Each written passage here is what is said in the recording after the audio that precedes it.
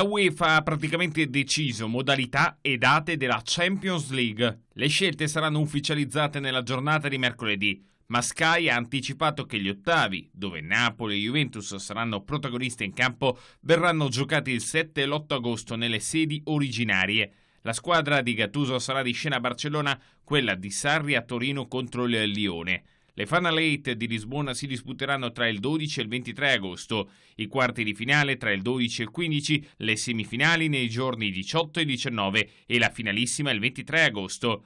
L'Europa League si giocherà invece in Germania. Inter Getafe e Roma Siviglia se la giocheranno in una gara secca. Anche qui Final Eight 10-21 agosto in 4 città tedesche: Duisburg, Gelsenkirchen, Francoforte e Colonia.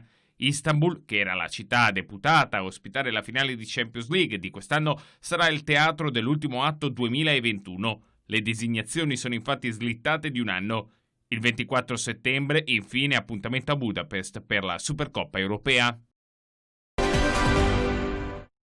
Dalla Svezia arriva l'eco di una polemica riguardante Zlatan Ibrahimovic. Secondo quanto riportato dal quotidiano svedese Sportbladet, domenica 14 giugno, l'attaccante del Milan sarebbe entrato nello spogliatoio dell'Hammarby, squadra di cui è azionista, dopo il successo della sua formazione contro l'Östersund. Questa sarebbe una violazione delle regole previste per contrastare la diffusione del coronavirus, che consentono l'accesso nello spogliatoio solo a calciatori e allenatori. Il segretario generale del calcio svedese Mars Enquist ha dichiarato che discuterà della questione con l'Hammarby, ma se fosse vero finirebbero nei guai sia Ibra che la sua società.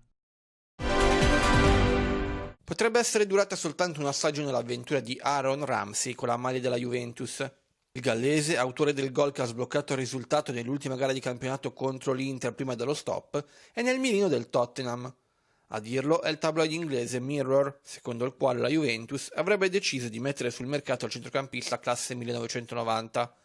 I motivi si trovano nel rendimento non del tutto convincente e nella volontà di ridurre i costi, liberandosi di un ingaggio pesante. Ramsey era arrivato la scorsa estate a parametro zero dall'Arsenal. Secondo il tabloid inglese, gli Spurs avrebbero superato Manchester United, Manchester City e Bayern Monaco nella corsa al centrocampista gallese.